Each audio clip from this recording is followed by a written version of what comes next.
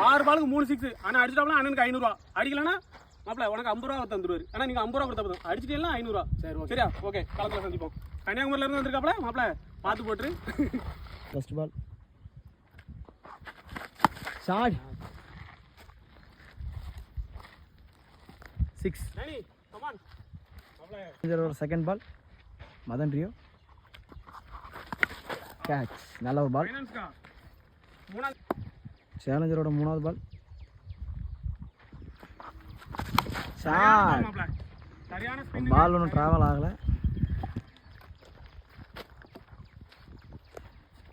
சேலஞ்சரோட 4வது பால் 4வது பால்.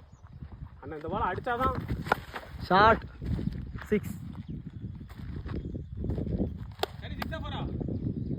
6 2 6 அடிச்சிட்டாரு. சேலஞ்சரோட 5வது பால். இன்னும் ஒரு 6 அடிக்கணும். 5வது பாலுங்க. 5வது பால் போடு செட்டா. ஷாட் சரியான சட். எங்கேயோ போயிட்டுங்க. பரலோகமே என் ஜீவியமேனு.